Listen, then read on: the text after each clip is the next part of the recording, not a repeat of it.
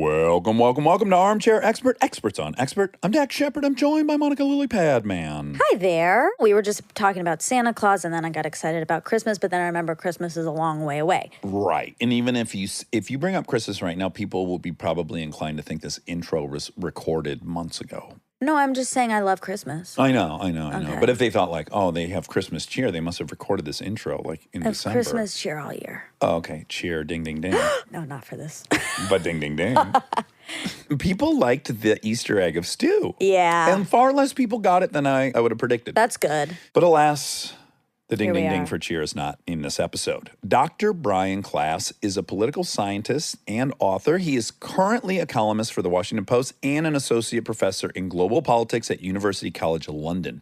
He has an array of wonderful books: The Despot's Apprentice, The Despot's Accomplice, and How to Rig an Election. He has a new book called Corruptible: Who Gets Power and How It Changes Us. And that's what we talk about. It's really fascinating. It really is. It kind of explores the old axiom, does power corrupt or are people corrupt and gain power? Something Too like simple? that. Yeah, too simple. Listen for the more complicated. Please enjoy Dr. Brian Klaas. He's an armchair expert. He's an armchair expert. He's an armchair expert. Hi there. Hey, how you doing? I'm so good. You know, Monica has a gift guide for the holidays. You don't know this, but I'm telling you this. Okay. It's on Instagram. It's on Instagram. I can't speak highly enough of it. It's incredible. If you're a dude, which you appear to be, and you have anyone in your life that you need to buy for, you must be Great out to Rex. lunch, right? Like I am, just terrified. Yeah, I mean, my family is hard to buy for. Right. And just, we're not good at it, right? I mean, I hate to reinforce these stereotypes, gender stereotypes, but every dude in my life's like, I don't know what the fuck to get anyone. Yeah. Except Wobby Wob. He's good at very gifts. thoughtful. Where are you at, Brian? Like, what ease is it for you to find gifts for people? I think the hardest thing is my dad, honestly, because he just buys everything that he wants. Yep. Yeah. Dads are notoriously bad. Yeah. I'm one of those dads. Yep. You don't have children yet, do you? No, I don't. No. What were you, 35? 35, yeah. Yeah. Okay. I'm 'Cause- still the youngest yeah. one here, thank God. Another thing, I don't want to make this whole thing about Monica, but it's best if we do. She generally is younger than our guests, but we've been in a bad rut where she was older than a lot of our guests, and it's not been sitting well I with don't her. like that feeling at all. Am So I on the you're wrong one side year. of it? No, No, you're you're right. You're good. Okay. one Good, year good. her senior. Good, okay. Thank goodness. Where are you at, Brian? I'm just south of London. So I moved out of London for the pandemic, but yeah, near London. Okay, we were just there. We were just there. All In right. fact, one of my gift guide items today is tea from the Wolseley. Oh, I used to have breakfast there a lot. That's awesome. It's so good. So you're in a foreign country. That's right. Yeah, I've lived over here for 10 years. I grew up in Minnesota, though, so. Right. You have a very Minnesota quality. Yeah, just right away, nice. face value, you get big dose of Minnesota in there, big hit. Are you Scandinavian by design? No, I'm one of the rare ones that isn't. I'm German-Irish, I guess you'd say. So Dutch-Irish, really. Oh, but did you fold neatly into the like community ethos of humility and Scandinavian allergy to attention? Yeah, and like my friends growing up were like, there was a guy I knew named Ivor Iverson, right? I mean, so it was like, and like they had like lutefisk and lefse and these like Swedish things for Christmas. So yeah, it was, the stereotype existed. But I don't say you betcha and don't you know and oh sure very much. So. Well, But you pulled it off. you're still only 35. You got some time before you could enact that. It's so disarming and wonderful. It is. It's nice. Why are you interested in power? I guess let's start there, because you're a kid from Minnesota. It's not like you were growing up in the shadow of backroom Wall Street dealings and brokering and all that. What got you interested in this topic? Yeah, it's a good question. So actually, I was exposed to good people in power when I was growing up. My mom ran for the school board. Jesse Ventura. Oh, well, there was Jesse the Body Ventura. That's true. My mom ran for school board when I was like 8 years old, and that's how I got attuned to the world of politics. And she just wanted to sort of help the community out. And I worked in Minnesota politics for a little while after I finished college and so on. And I thought, this sounds ridiculous in 2021, but I thought American politics were a little boring because things sort of worked. And so I left and I started studying broken places. So for my PhD, I traveled around to all sorts of places: Thailand, Madagascar, Belarus, Tunisia, Zambia, Ivory Coast, etc., and interviewed bad people doing bad things, basically. And former despots, torturers, war criminals, rebels, coup plotters, cult leaders, and so on. And I think there's this like innate fascination with bad people who do bad things because they screw up the world so much. So that's why I set out to write the book, was to figure out how we can get better people in power and how we can stop the bad people from behaving so badly. Yes, okay, but let's dive in a little bit personally, because I have a similar proclivity towards bad, corrupt. One of the people I'm most obsessed with is Pablo Escobar, but I've really done some internal digging as to what it is that appeals to me. And I think because I had a chip on my shoulder and I felt less than a lot and we were lower middle class, the notion that someone could just decide through their own sheer will to become the 8th richest person in the world, I don't know why that is so. You have some reverence for it. I do have some reverence for it. I mean, I recognize the brutality and wreckage, but there's something, I don't know. Have you gone inward as to what it is that's intriguing about it? Yeah, I mean, I am fascinated by these characters. I mean, one of the things that sometimes people say to me is like, why do you sit down with somebody who's a monster? Yeah. And what I always say back to them is, I'm like, if you had somebody who studied elephants and they'd never like seen an elephant, it would be super weird, right? It would not be a normal way of researching something. And I'm studying bad people doing bad things in power, so I go and talk to them. And I think what you said resonates with me because the opening in the book, I talk about this yogurt kingpin I met in Madagascar who became the president, and he sort of rags to riches story.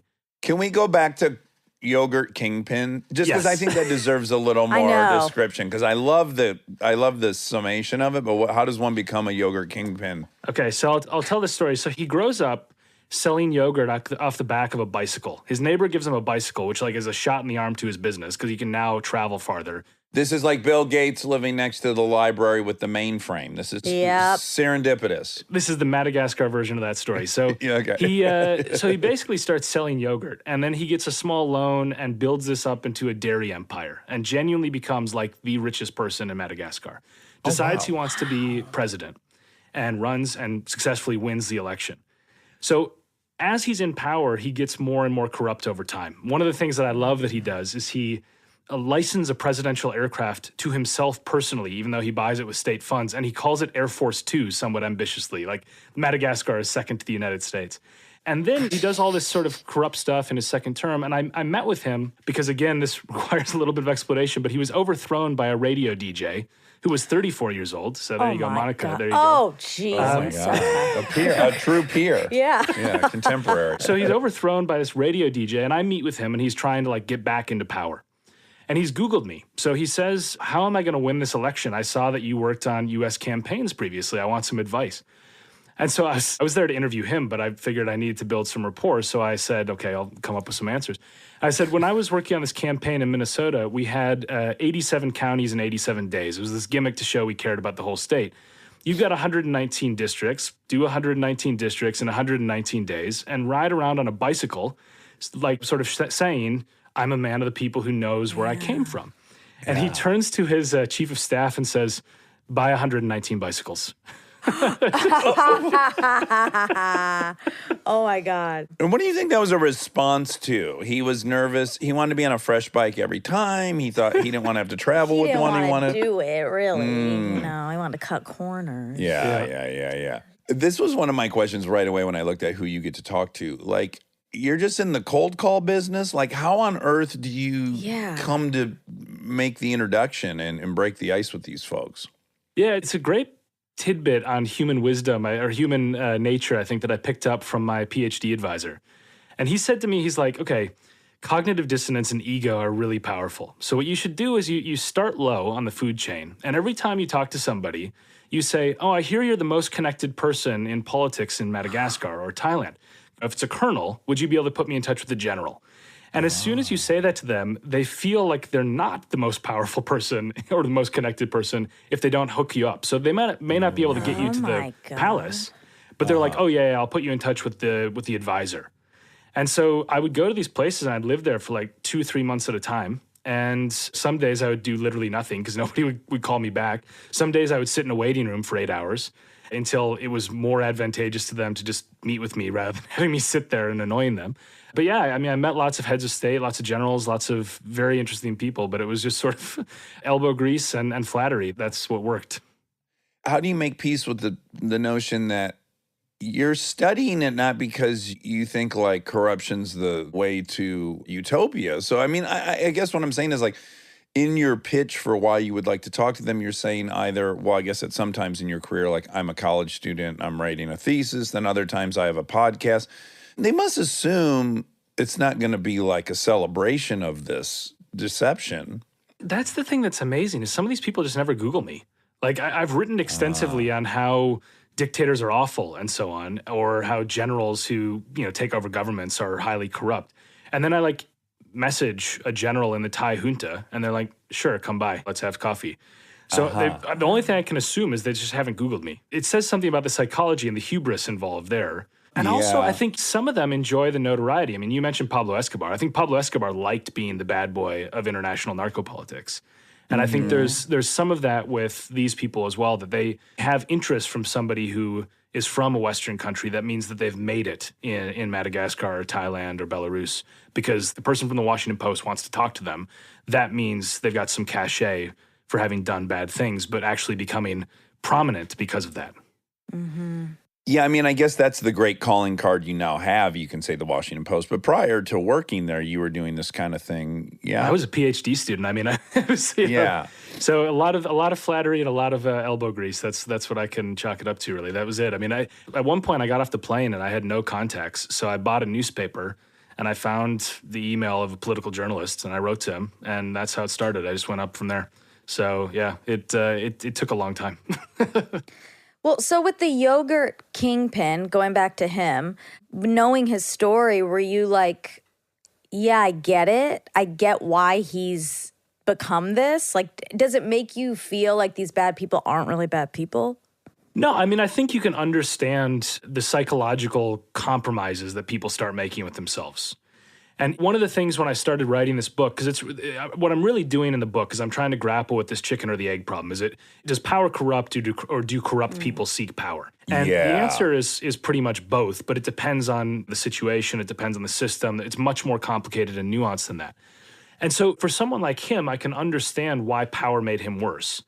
But there's a lot of times where it's a self-selection problem. So one of the examples, I'm sure you've come across this when you've had prominent psychologists on the show and so on, or any pop psychologist usually references the Stanford prison experiment, the like standard, you put the college kid in a uniform, they become abusive. What's really interesting is I think all of us are getting that wrong. So when I was researching the book, I found this study that has escaped attention. I don't know why no one's picked up on this, but in 2007, these researchers, they tried to replicate the Stanford prison experiment ad. So they looked at the original advertisement that was placed, and they said, okay, it says for $15 a day, we were recruiting people for a study on prison life. They said, let's do the same thing. We'll update it for 2007, but we'll make it $70 instead of $15 because times have changed. Except for in half of the cities where we placed the ad, we're going to say for a study of prison life. And in the other half, we're going to say for a psychology study. And then we're going to measure who replies to the ad.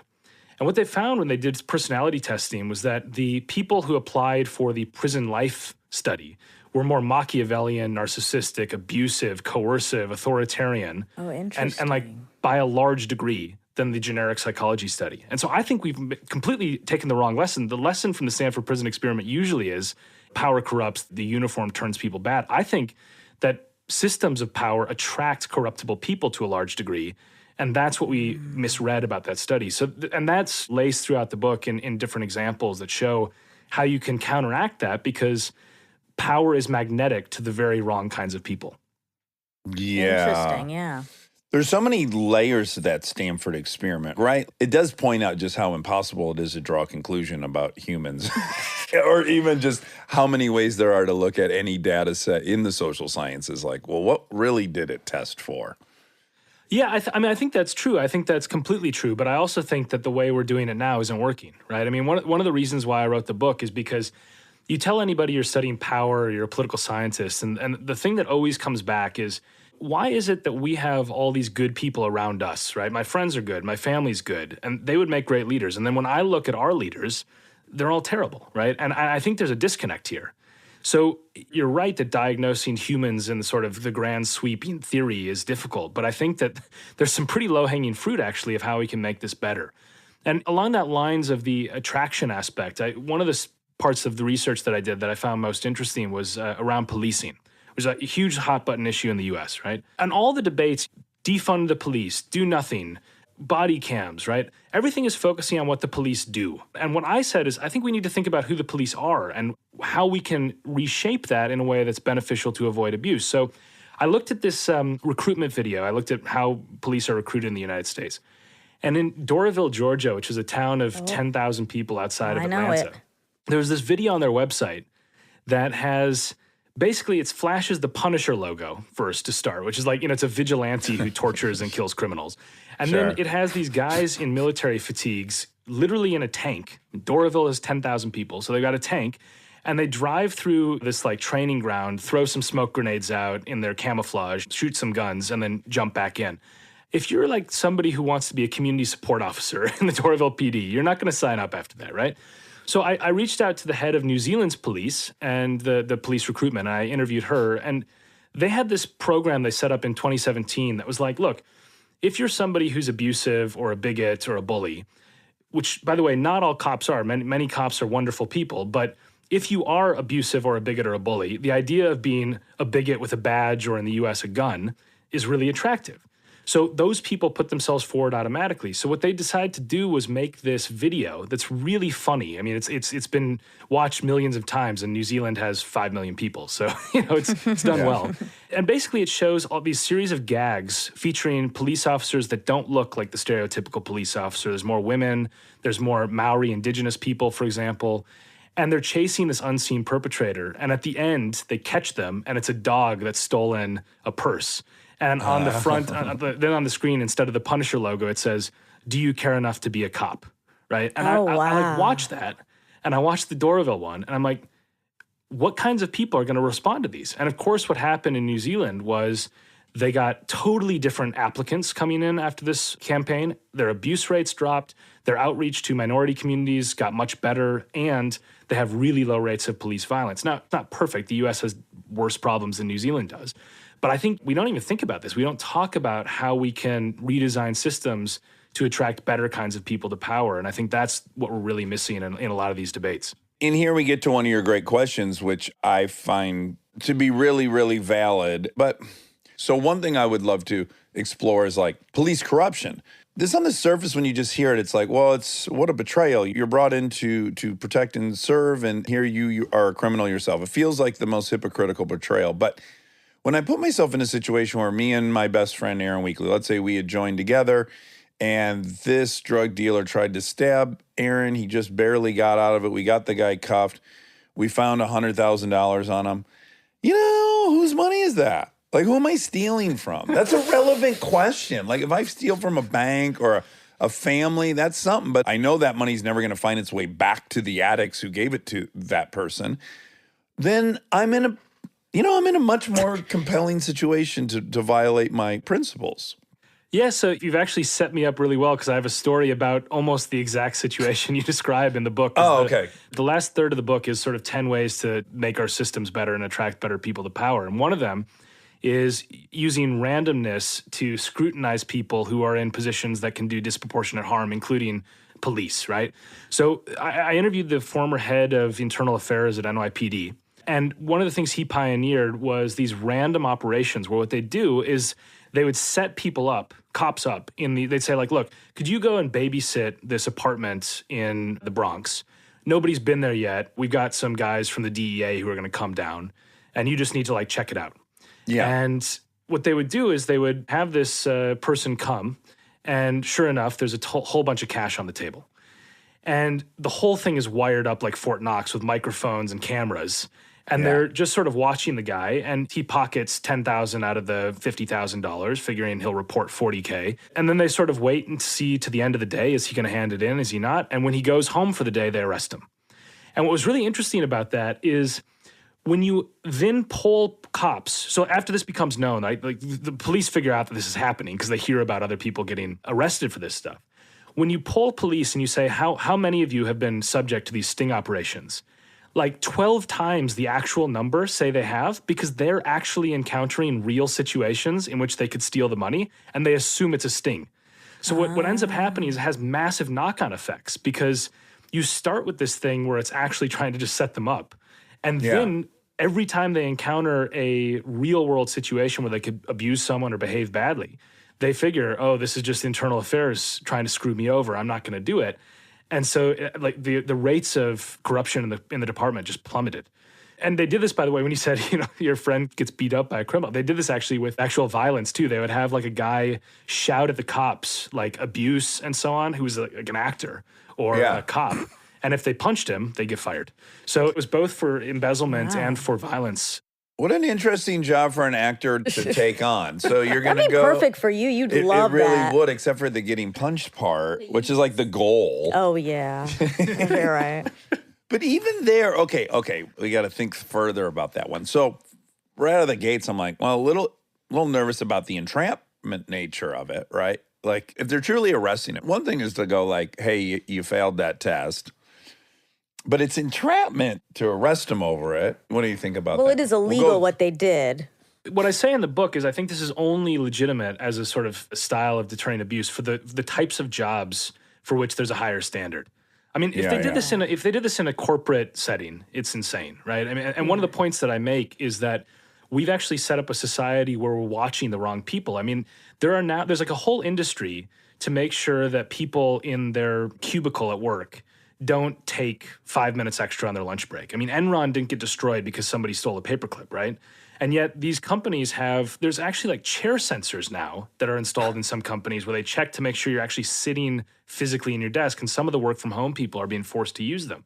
So Oh my God. what we're doing is we're surveilling people in ways that are like totally Hold on, do these people not own a bowling ball? Just put that on your seat. Well, they have webcams though too. I mean, honestly, there's things where like they have like to check. The whole industry is crazy, and some of them have GPS trackers on their phones that they require now, as well. My God. And like the point that I make is that's looking at the wrong people. Like if somebody takes 5 minutes for an extra lunch break, like is that really going to tear down the company? Whereas if somebody's embezzling in the corner suite, they're not being watched. So I think these sort of random tests make sense for people who can do disproportionate damage, who are supposed to be held to a higher standard and not to other people.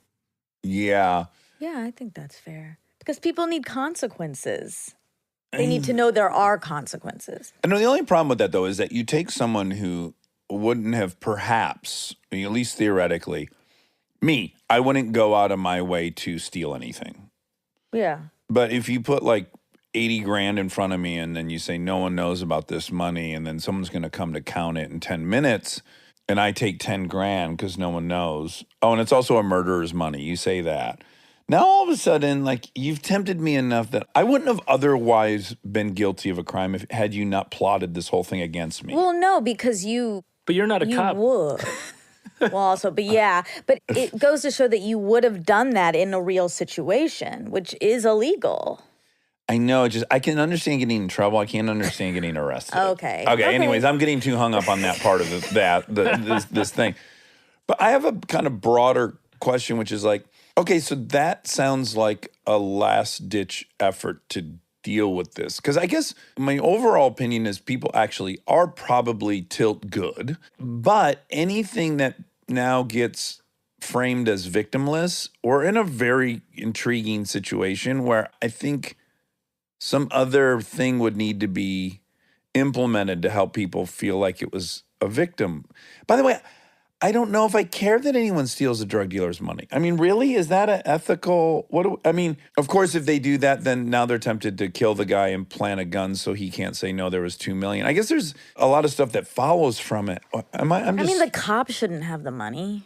It's just too corrupt. You need it to be a cleaner system. You can't have people stealing money. I know, but they got to attach something to it for me. Stay tuned for more Armchair Expert, if you dare.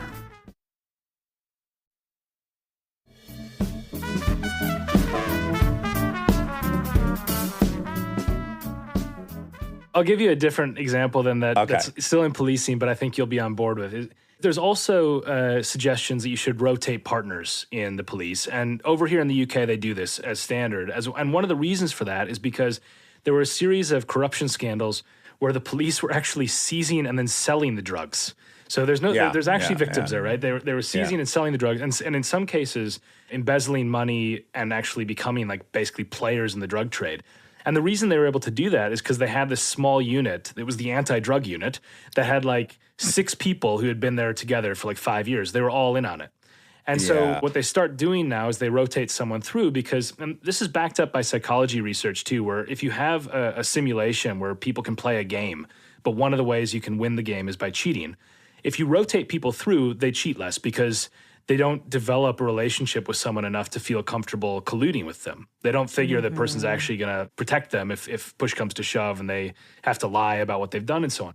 So whether you do the studies in China or Germany, wherever, rotation actually reduces abuse. And this is done in some banks, for example, where they figure, okay, if we force somebody to take a vacation for 2 weeks and they've been embezzling and all of a sudden the accounts start to change, we're going to realize that happens. So they do. Some of these companies will actually do forced vacations as a method of rotation. So that, the point is there's things we can do, right? We can disagree about whether you get fired or arrested in some of them. But I think the point is that we're not even trying some of these things in a lot of the places where abusive power happens. I agree with you, by the way, about humans being generally good. I meet with loads of awful people, and I've interviewed some of the worst of humanity, but I actually have a very optimistic view of what human nature is. I think we're mostly generally good, with all of us having a bit of dark in us. And I think the thing is, like, when you look at how you can then maximize how we're going to get actually good outcomes and good people in power, I mean, we can reshape this with the system. So there's an amazing study. I think this captures so much of what I'm talking about, where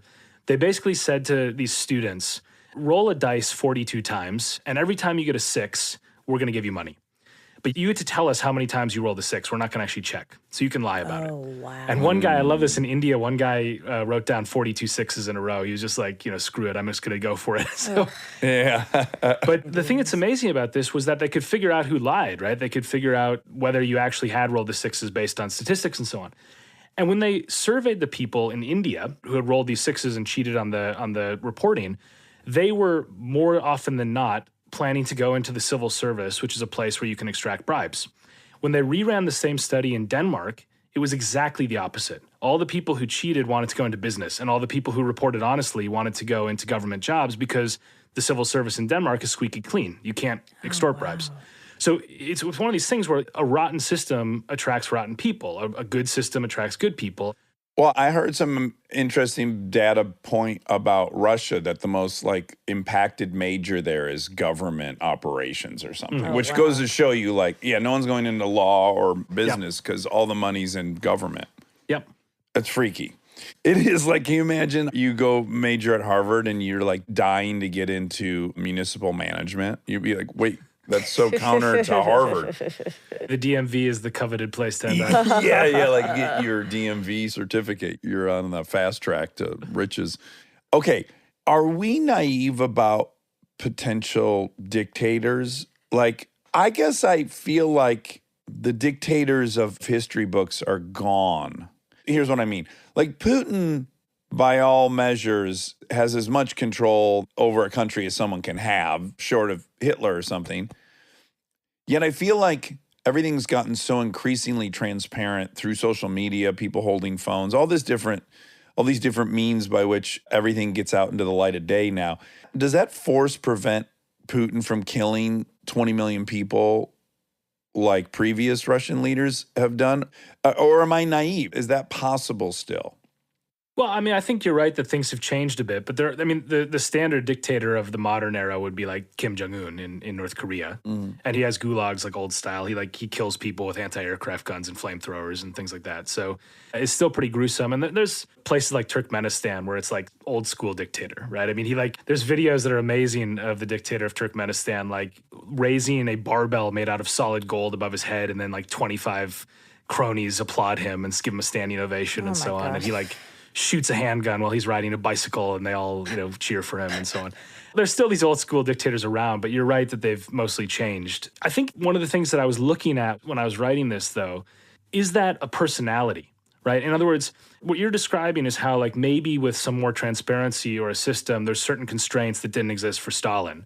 And that's probably true. But when I talked to people and I was like, here's what it was like to meet with a former despot from this country, sometimes my friends would say, oh, it's just like the guy who's in charge of my homeowners association. And Right. one of the things that I was trying to do as part of the impetus for this book is like, is it just that we've got like little tyrants, like petty tyrants all around us, and that they're just not put into the palace, and that if they were, they would become like the dictator of Turkmenistan? And that was one of the things that I was grappling with was as I was researching the book, was trying to figure out like how much of this is something that's in us and how much of this is just shaped by the people around you in the system, and the necessity of how you stay in power means you've got to kill off some people and so on. And I kind of want to parallel this maybe with our corporate business culture somehow. When you create an incentive for somebody like that, where it's either stay in power or go to prison, I just don't know how shocked we can be with the outcome. My parallel to it is like, this is a complaint I've been airing a lot on here lately, is like, it feels like the system we've created where we police big business through our litigation process has created this conundrum where in order for Facebook to admit their wrongdoing, they'd be opening themselves up to a level of litigation that would likely be an existential crisis for the company. So it's like, we wonder from the outside why these businesses aren't more ethical, but at the same time, we have a system that is existential if they admit. Punishing honesty. Yeah, and it's life or death for the company. So once it's positioned that way, like, I can't imagine we're all that shocked when they didn't own up to stuff. So I think you're right that the lowering of consequences for losing power has a good effect on people because they're willing to step down. And so, like, I crunched the numbers in some research I did earlier where I was looking at sub-Saharan Africa. And in sub-Saharan Africa over like 50 years, 43% of presidents who lost power ended up in jail, in exile, or dead, right? Oh my God. So it's almost a coin flip, right? You're either going to be in prison, you're going to never go home, or you're going to die. And is it any wonder that they rig elections and that they kill people to stay in power? I mean, it's a terrible cost. Whereas like Mitt Romney and Hillary Clinton go on book tours and they have life after loss and so on. So A better life, generally. A lot wealthier and, yeah. well, it's funny. It's funny you say that because there's a study that I also talk about in the book, The Costs of Power. They looked at over 200 years. They looked at 17 countries of people who won presidential and prime minister elections and lost them, the runner-up. And the people who lost lived 4.5 years on average longer. So there's actually Oh, no kidding. Oh, that's interesting. Tell me about how facial appearances determine who we pick as leaders. Like, is it more basic than we'd want to admit? Yeah, it's really embarrassingly basic, and it suggests that political consultants are really overpaid. So there's this study that they did in Switzerland where they showed these kids two faces, and they're like, pick somebody to captain your ship in this digital game, and all you get is these two faces. Now the kids didn't know that one of the faces was the winner of a French election, and one was the person that lost, so they came in second. And the kids overwhelmingly picked the winner as the captain of their ship. And then when they did it with the adults, it was the same thing, exactly the same thing. And there's all sorts of research as well about this. I'm not making this up. There's a technical term called baby-faceness, which also plays into our selection of leaders and has really bizarre and depressing intersections with race when they do the studies as well. The point is that, yeah, there's a lot that goes into leadership selection that is just literally face value, basically. So. Yeah. What's baby Yeah, face? Tell what me is about it? baby face. I feel like this would keep Monica out of politics. Did she have baby faceness? I can't measure it myself. Okay. All right. But what does it mean? Yeah, okay. So it means exactly what you think it means. It means the characteristic of looking like you have a baby face and useful. looking quite young and innocent and so on. And that's a con or a pro? Con. Right? Yeah, so this is the thing that's really messed up. So if you have white people evaluating other white people, they view babyfaceness as a weakness, and they view less babyface people as strong. And there's a whole series of reasons that researchers go into for why this is, because there has been a history of people from other races being viewed as a potential threat or a stranger. that people with baby faces from other races you actually view as more acceptable to you. Dr. King, textbook baby face. Wow, yeah. Malcolm X, Well, not a there you go. baby face. Yeah. But it's terrible because it means that when they look on corporate hiring and promotions in white-dominated companies, black people with higher levels of baby-faceness tend to rise faster in the hierarchy because they're viewed as less threatening to their white peers. So one of the things that I talk about in the book is like, we can either pretend some of these cognitive biases don't exist, or we can acknowledge that when they repeatedly do these studies, they show up, and then we can counteract them. But there's stuff with this, by the way, with height as well, where that when they look at political leaders, taller leaders do better than shorter leaders. And interestingly, the effect only works for men. It doesn't matter for women. So this was lost on this Australian politician. There's this woman named Hajnal Ban in Australia who read one of these studies, and she had her legs broken and surgically stretched by 3 inches to try to win. And she did win, but it wasn't because of her height, I don't think, because the surgery only applies, or the height effect only applies to men. Well, I would argue it was the surgery just because this bitch would go through anything to get the range. Like, you got to respect someone who would add 3 inches in their Wow. pursuit. Also, of the, you can do that? oh shit, I girl. might think about oh, it. Wow. Okay. Again, as someone who majored in anthropology, ding, ding, ding, I have to say it that way. I can make a pretty easy evolutionary biological explanation for why you want a dude who looks tall and strong to be the leader of the group in an era where physical threats are the priority of the day, be it from predators or marauders, whatever. So that one totally makes sense to me that would be our wiring that we've got to step beyond to make a sound logical decision.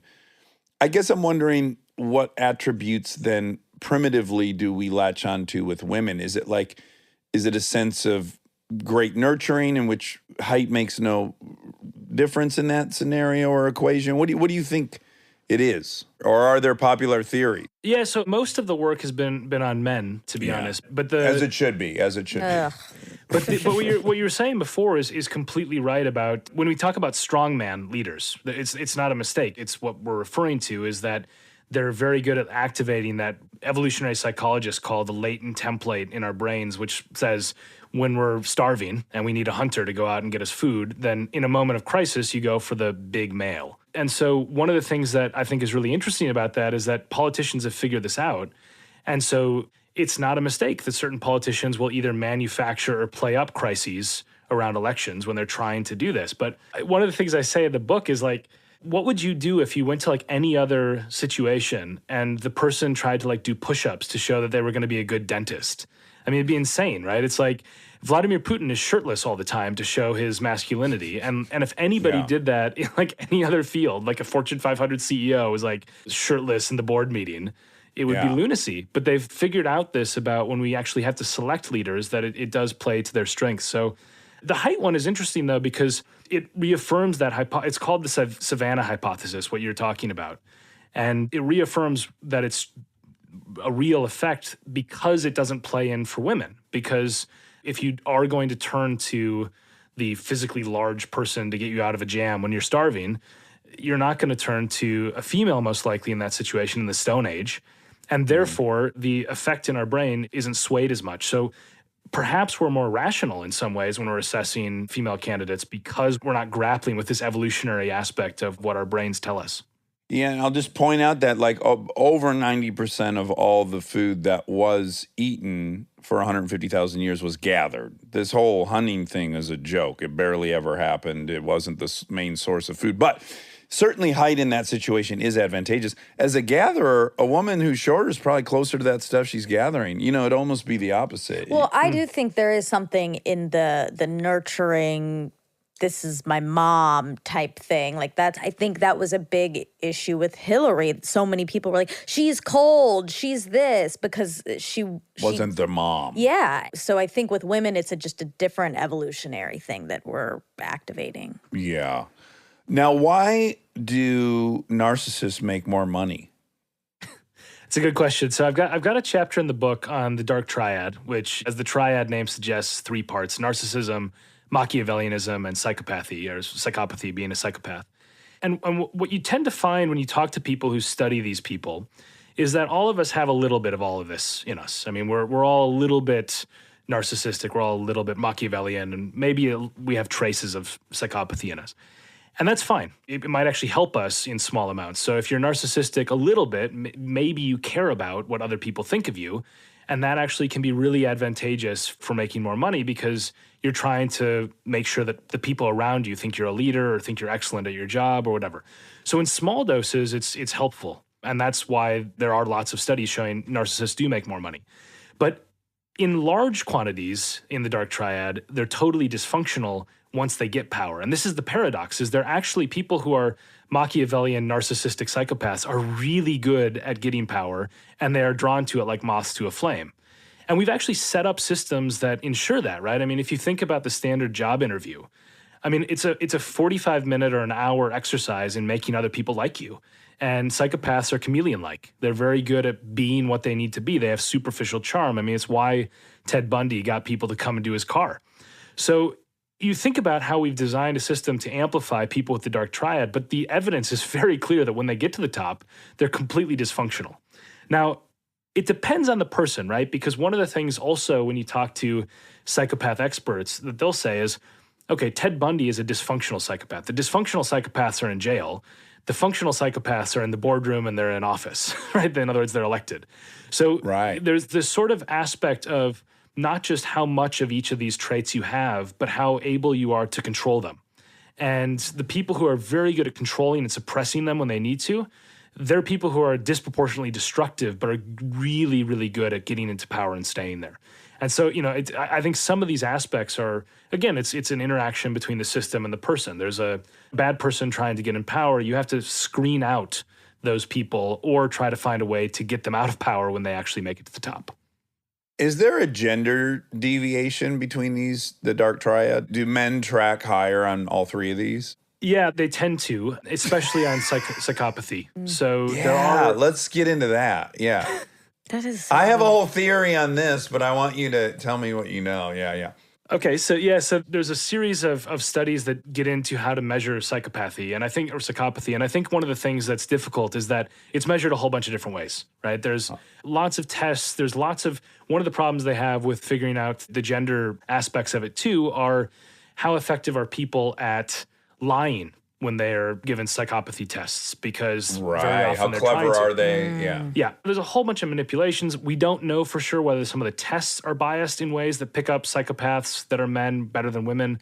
But the research I've seen suggests that there's much higher quantities of male psychopaths than female psychopaths. One of the things I really found interesting in researching this, though, and I talked to some people who did some amazing, amazing studies with psychopaths, is that basically psychopaths are very, very good at, as I said before, being chameleon-like, and that means even faking empathy.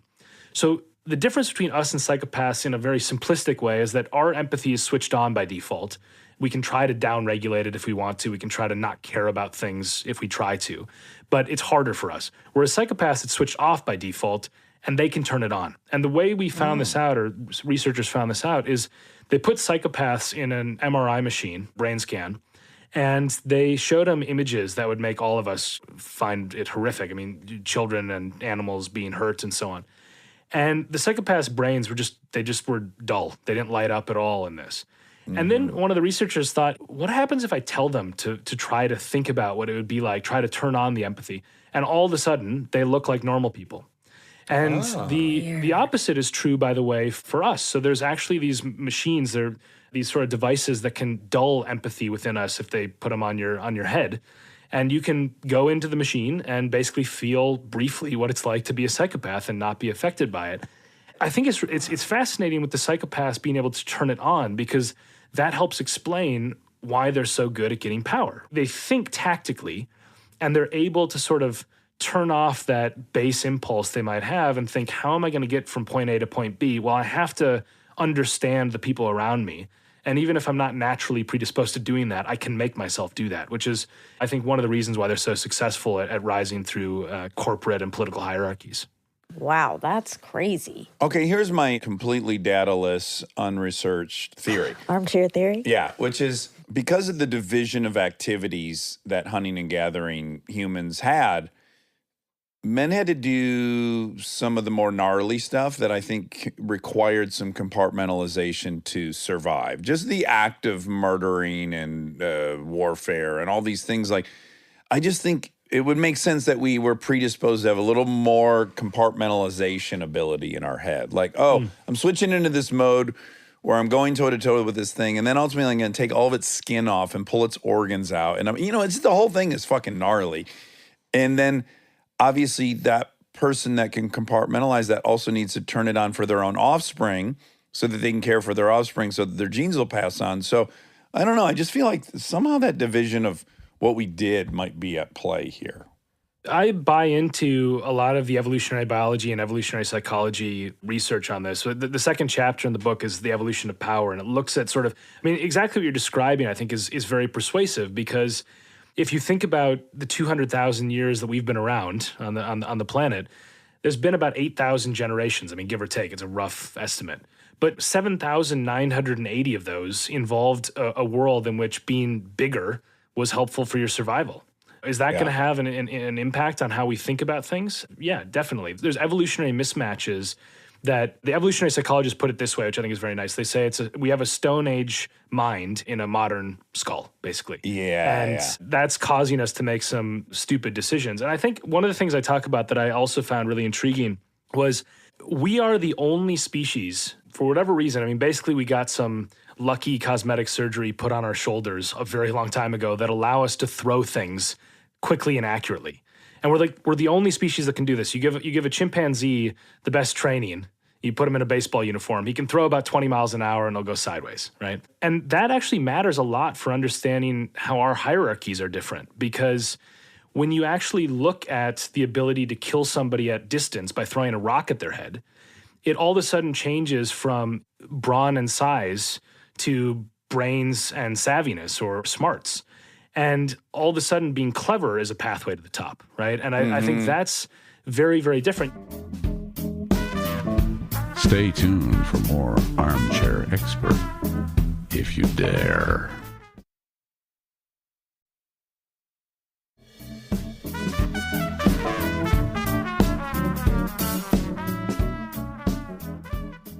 We have this in the US, right? When you think about, it's a terrible statistic, but 2 or 3 times a week, a toddler shoots an adult in the United States.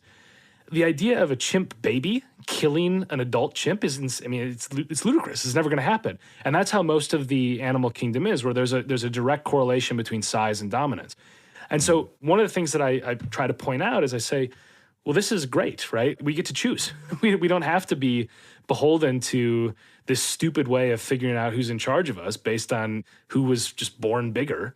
And as a result, we can accept that still makes a difference in how some people think about power, but we can also counteract it because you don't have to be the alpha male in size in order to rise to the top. And just to add more to that chimpanzee scenario, what's so fascinating about chimps is, unlike gorillas, where the sexual dimorphism's like 2x, right? The males are twice as big as the females. It's not that crazy in chimps, which lets us know, yes, that there's more than just the size being a determining factor in the evolution like it is in lions. And I think what's so fascinating is some of the chimps, Frodo, do have access to more females. They are spreading their genes. But also the most clever member of that group is also tricking his way into reproducing at a similar rate as the really big ones. So you've got both kind of working in concert, which is unique and interesting for humans. Yeah, I did a lot with non-human primates for the book, baboons, macaques, chimps, and so on. And they provide us really interesting insights into power because there's similarities, but then all the sort of social norms and culture is stripped away, right, that we have to deal with. And so one of the things I found really interesting is two studies that stood out to me that I interviewed the people who worked on this and so on. One is with baboons. And I talked to this PhD student who, I was telling him about how I met with, various former despots and he was like, yeah, I blow dart baboons. So slightly different PhDs. But anyway, he would blow dart these baboons and then they would test them for this thing called DNA methylation, which is basically, the easy way to explain it is biological aging. So our bodies age at a different rate from the calendar. It's not always 1-to-1. And what they did was they looked at that relative to hierarchy and changes in where the baboon was in the hierarchy. And as you'd expect, the baboons that were at the bottom, like, were super stressed. They were aging really quickly. They didn't have resources. They didn't have mates. It sucked. As you went up the pecking order, it got better, except for when you hit the top. And as soon as you got to the alpha, it was really stressful and really fast aging. And there was one baboon that aged 3 biological years in 10 months after rising up the hierarchy. Oh, wow. By the way, we watched this real time with Obama. Yeah, That I was was the just best thinking part that. of the correspondence dinner. Yeah. Yeah, well, I mean, and this is something, the aging aspect, they've done this with CEOs. They use machine learning now to look at CEOs' faces, and the CEOs who go through like a crisis in their industry versus the ones who have had like a growth period, they age at different, they physically age in different ways. Oof, that's scary. Yeah, and so, I think one of the conclusions from this is actually being like in the court but not the king is the good place to be, because the second in command baboon doesn't have a target on his back, and he's got the pick of mates, and he's got lots of food. So maybe it's just good to be sort of out of the spotlight but in power. Well, that's great, because I was going to ask you, because Monica and I are on this topic endlessly, which is alpha beta. And I always try to distinguish, like, I'm never referring to it as it is the premium status position.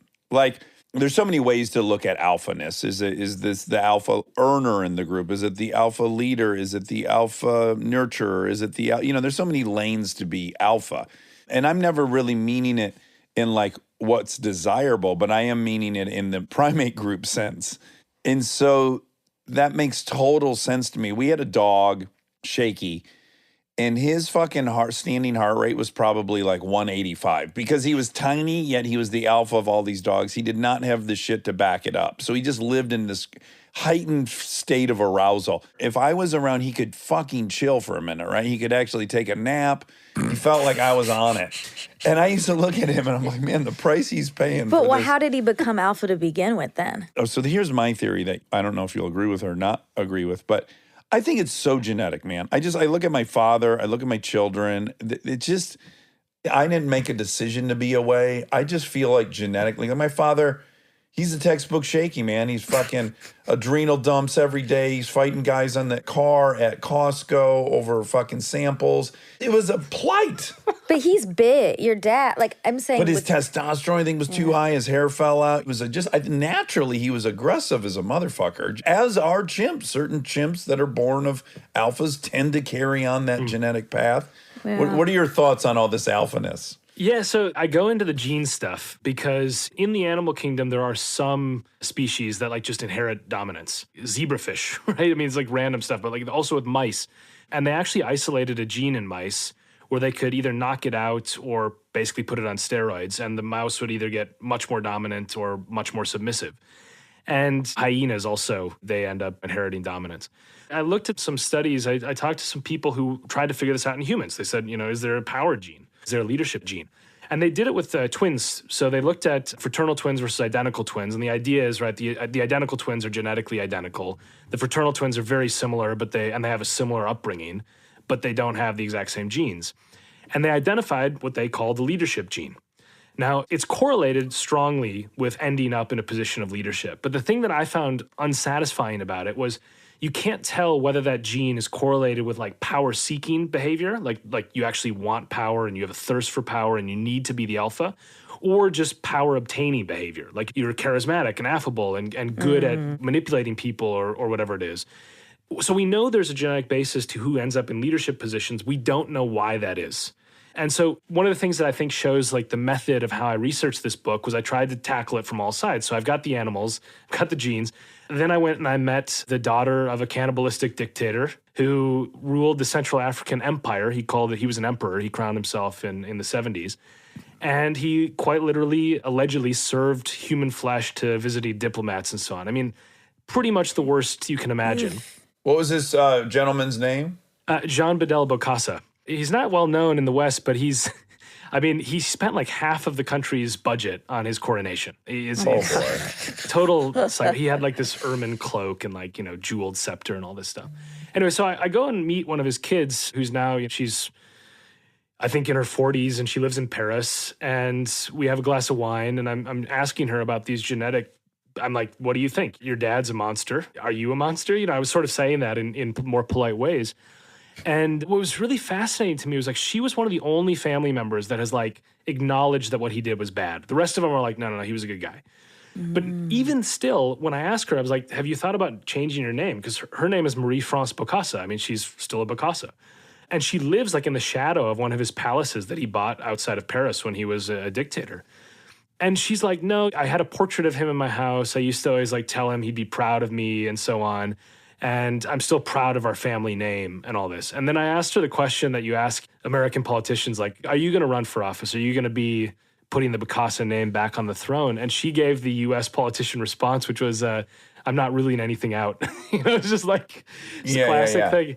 It's hard to say. She was really open with me, and she said, I think I inherited his temper. I think I inherited like some of the aspects of his disposition. I think I inherited how strong he was as a person, some of his positive traits as she saw them. But I mean, he did some again, you can't tell whether it's nature or nurture, because like in their childhood, I forget whether it was her or one of her siblings, like did something wrong, like brought him the wrong drink, and he burned their clothes. So this is not a happy upbringing that they had. So, and this is one of the fundamental problems is like you can explore the genetic basis of this with genome sequencing. You can look at twin studies. You can talk to the daughter of a dictator, and you can't really solve that problem of nature, nurture, or is it that they're driven to power because they're obsessed by it, or just that they're better at getting it because they're born leaders in terms of how we set up the systems that make it so if you're charming and outspoken, you're better at getting promotions than if you're quiet and introverted and awkward. And it's very, very difficult to know.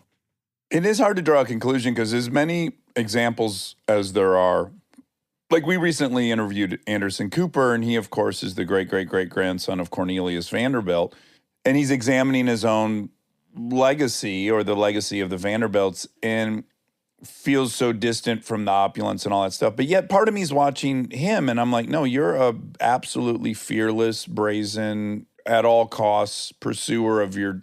I can see the genetic links.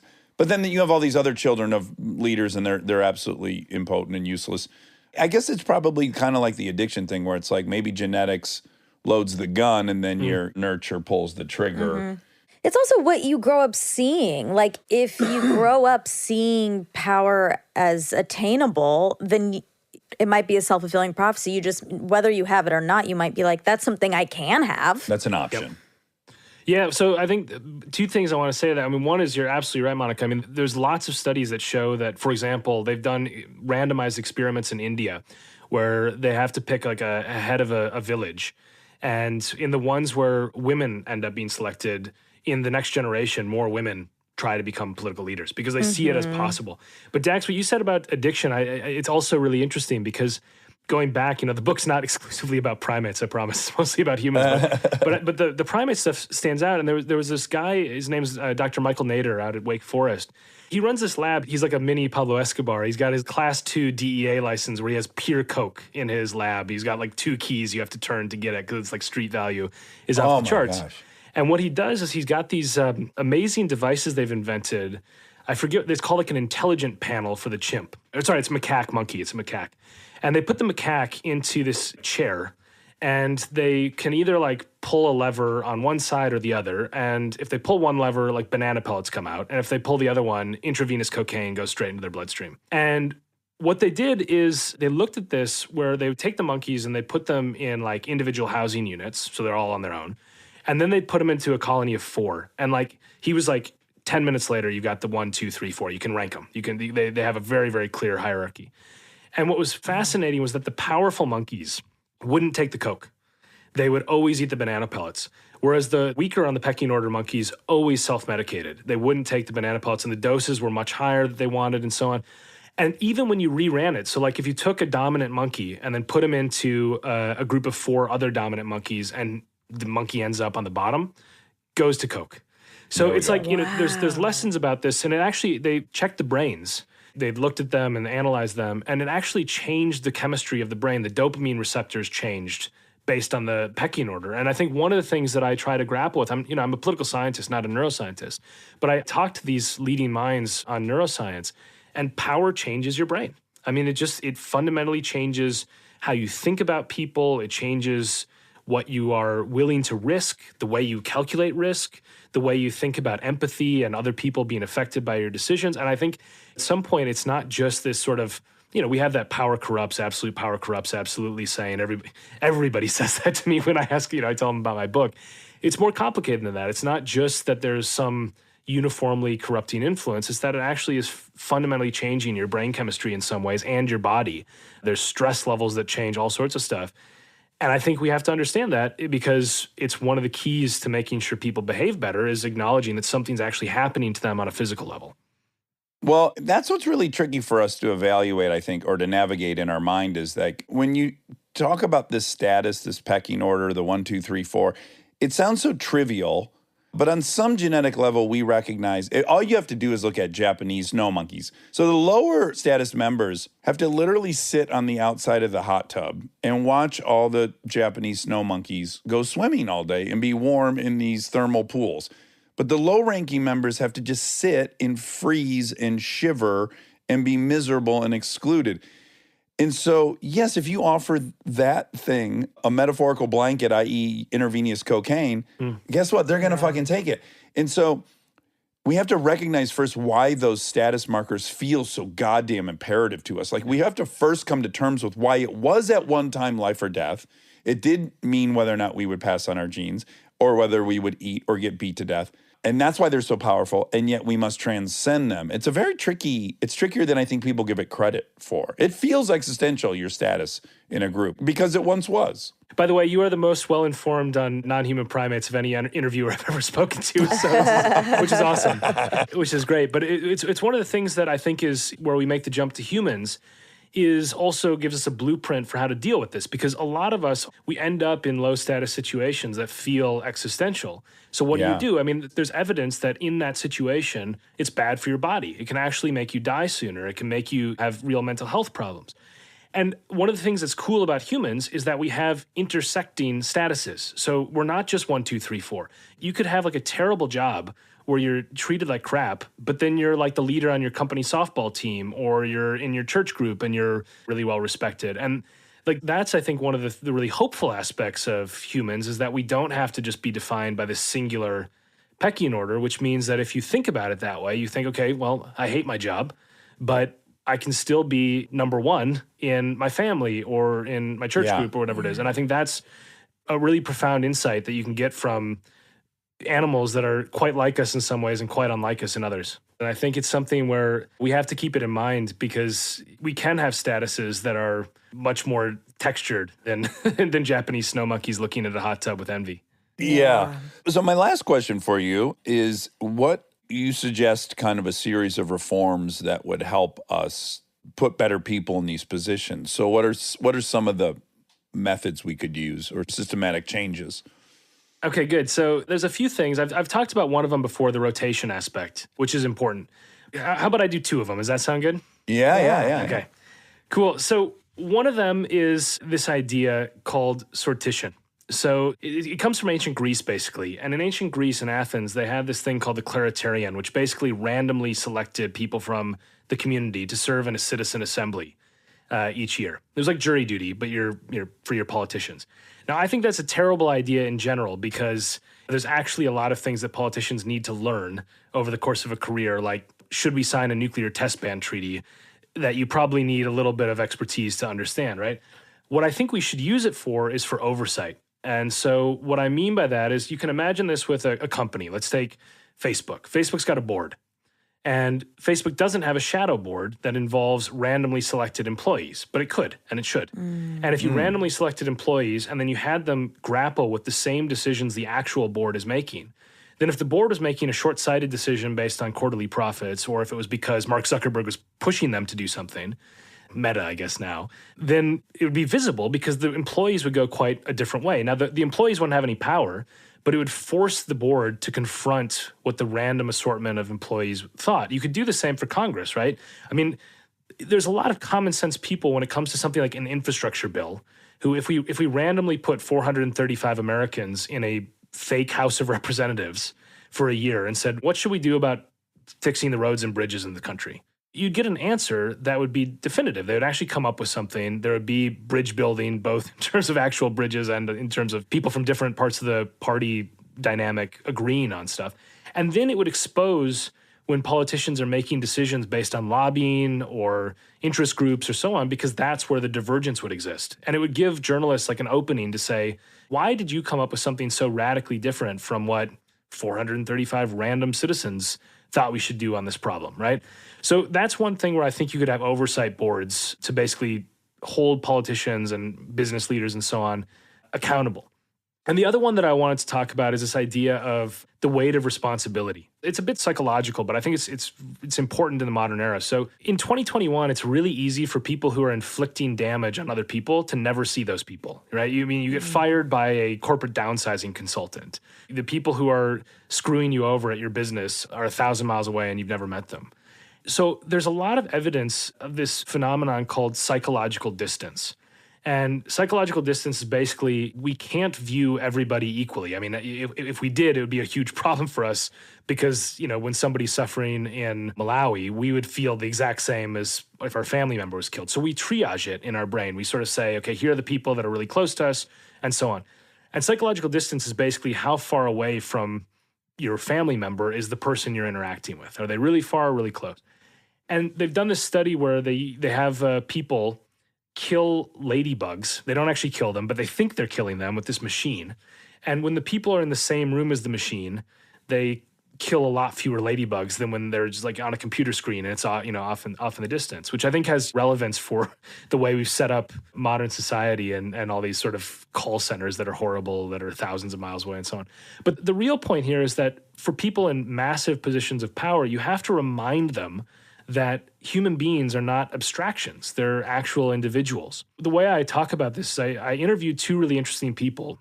One was this guy named Ken Feinberg, who ran the 9/11 Victims Compensation Fund. He had to decide how much each person's life was worth based on their life circumstances before 9/11. And what he did that I thought was really admirable, he was a controversial figure because he gave money to different people at different amounts. But what I thought was really admirable was he met with every family face to face. And he said, tell me about your dad, tell me about your son, whatever it was.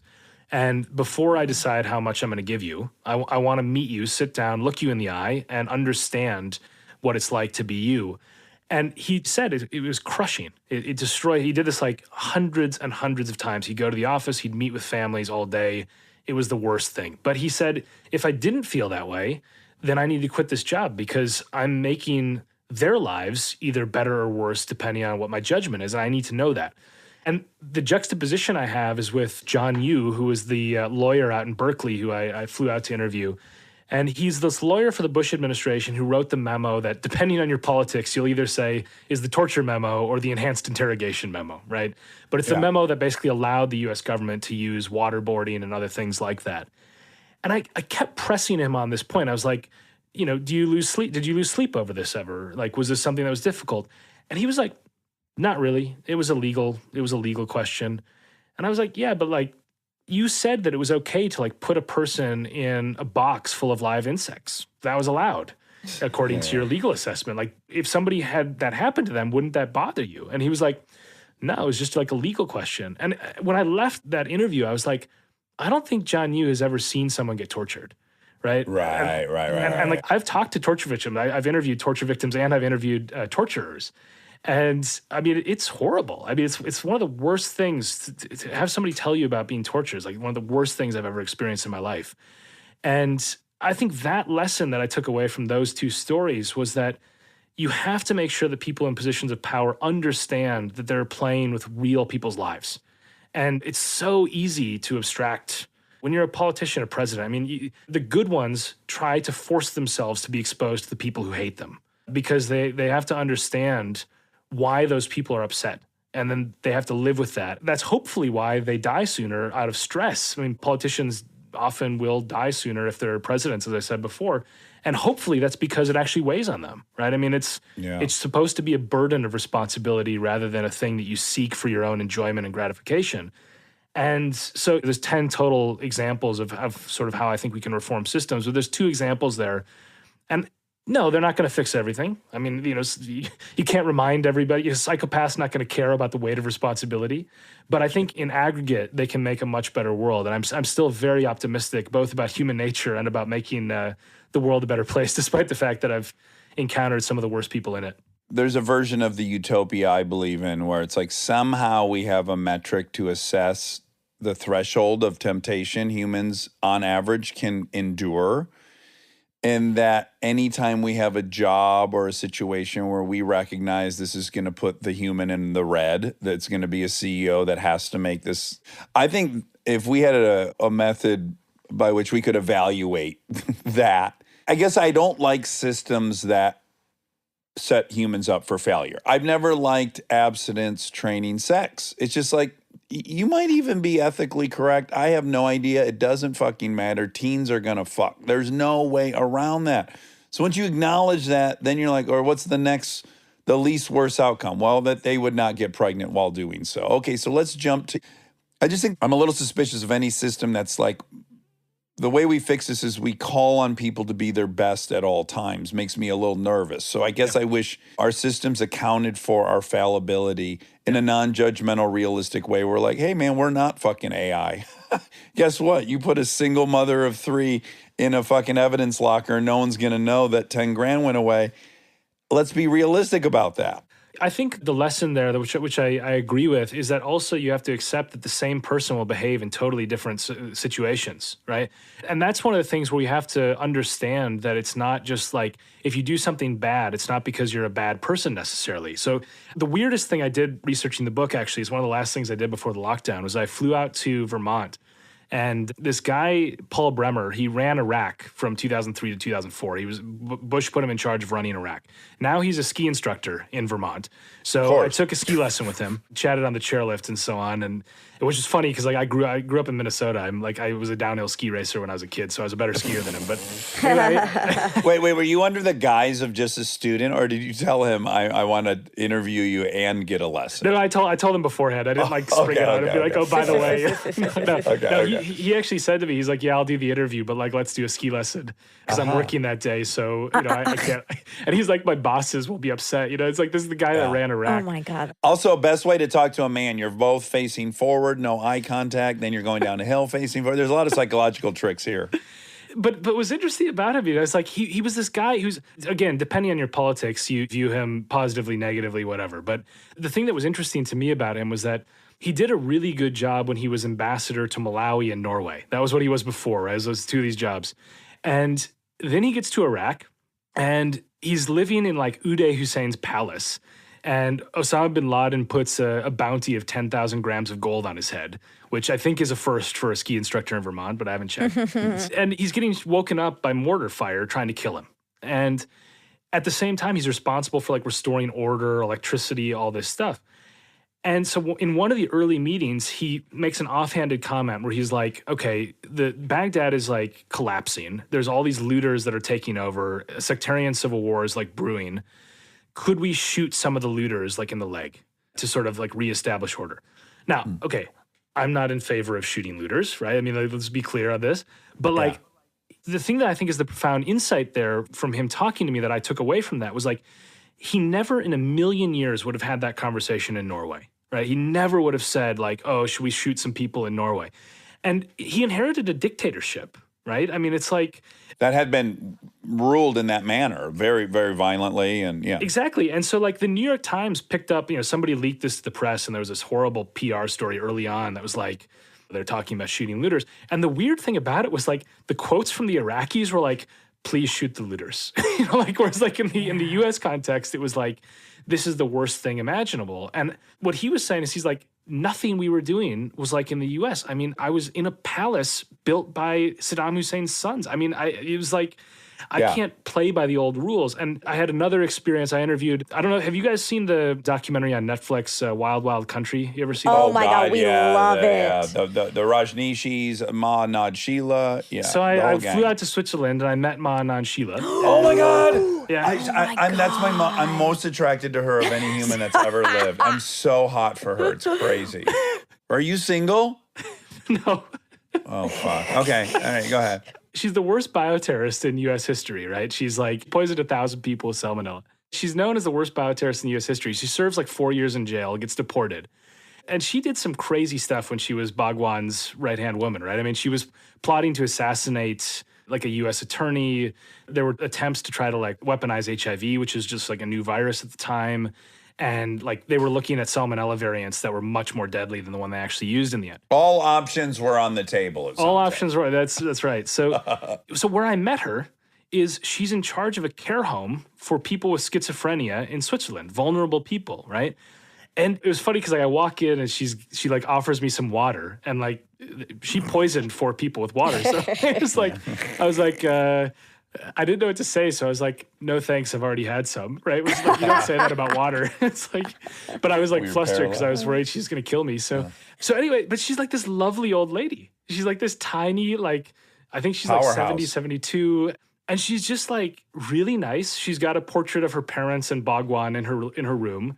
And the residents clearly love her. And I was like, this is like a classic case study because she's like this art student who then like becomes the voice of a guru and like a god and like poisons people. Builds a fucking city. Yeah, and an airport. And Yeah.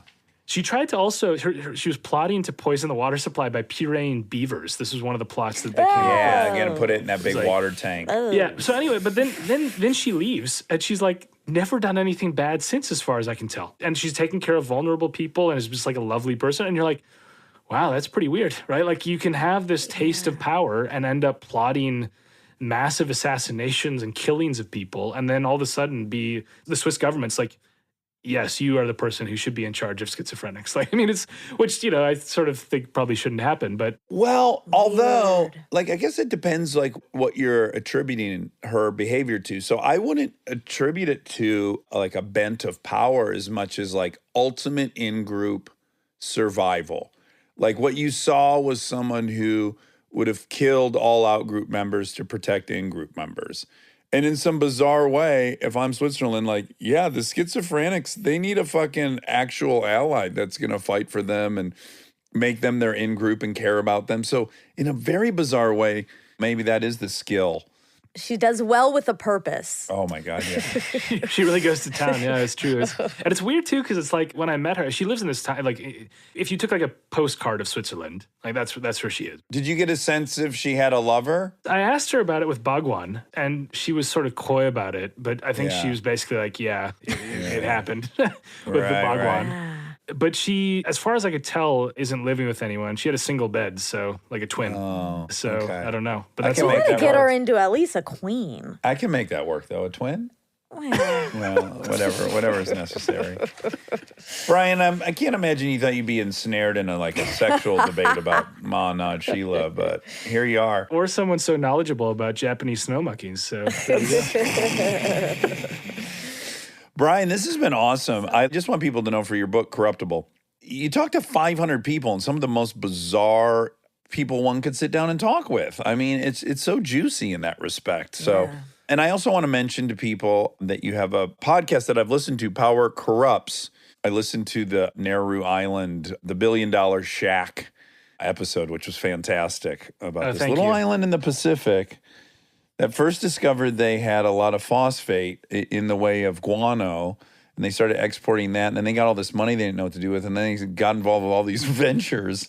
oh, wow. Yeah, again, so much of these, like, I think our knee jerk is to, like, we want to vilify people, but it's like, back to the Iraqi leaders example, it's like, quite often you should be looking at, did they make the least terrible fucking Yeah. decision in a lot of terrible In the decisions? circumstance. Yeah, and that all these different countries have varying degrees of good and bad options, and that must be taken into account when we're trying to cast This judgment. is chapter 7 of my book, is why it appears power corrupts, because some of that is that these people have terrible options exclusively. So when they do a bad thing, it's not that they turned bad, it's that they didn't have a good choice.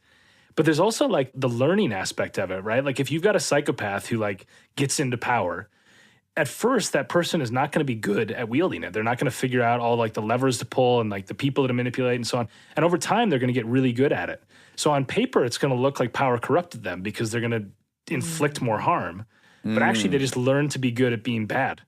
And there's like a lot of stuff like that. So it's one of the things that I loved about researching this book. I mean, it's the most fun thing I've done professionally by far, because like I talk to these weird people. I mean, they're bizarre, but also like everything is so much more complicated than it seems. That's why when people always like, I talk to them and they trot out like, oh, power corrupts, absolutely, end of debate. I'm like, yeah, okay, well, there's 250 pages about how much more complex this is that I can offer you, because it is not that simple. It's a much more nuanced. And I think you guys did wonderful questions in asking about this, because it's nature versus nurture. It's human behavior that can be shaped. It's the same person in two different situations, as a monster in one and an angel in the other. And I think one of the things that I struggle with is that all these debates are like racked with moral judgments. Like, oh, you sat down with somebody who is a terrible person, or you're saying this person took the least bad option, but they killed people. And you're like, yeah, but I mean, this is not a situation where nobody was going to die. They were in a situation where someone was going to die, and they decided who it was. Now, I'm not absolving it. It's not like you're saying like, this was cool, it was good, but you're sort of saying like, let's try to figure out why this happened so we can stop it in the future. And like, I think it's counterproductive to have those conversations be just, this is the end. You shouldn't ever talk to these people. You shouldn't ever entertain their ideas or anything like that. Well, just first and foremost, the notion that you can or cannot talk to anybody is patently Silly. absurd. Yeah. Like, what are you afraid of? You're going to hear something that's harder for you to wrestle with? That's really what your fear is, probably. Brian, you rule. Keep writing. We need you. If you're in London, get enrolled at the University College so you can have Brian as your professor. That's where you teach? Yeah, UCL, University College London. So go down, take a class from Brian, read Corruptible, and then listen to Power Corrupts podcast. Thank you so much, man. It was such a blast having you. Oh, it was awesome talking to you. Thanks for having me on. And now my favorite part of the show, the fact check with my soulmate, Monica Padman. First of all, you're wearing the sweater, the coveted sweater that no one, I guess today's the day, or have I already told people what the brand was? I don't think we told people. Okay, I'm coming over. Okay. Hold. Okay, holy shit. I had a total hunch it was this. It's Kmart brand. Oh, yeah. I should have known that. It's Stein Goya. Is that the right word? Stein Goya. I guess it's a division or a leg of Kmart brand. Whoa, Rob, that was weird. So what just happened? Okay, so I was turned around and Dax was looking at my tag, and Rob was you said something, and it. I didn't hear because I didn't have headphones on. But so exactly, so I had headphones on, and I thought Rob also came over to look because he was speaking right in my ear. Yeah, that was interesting. ASMR. Okay. Yeah.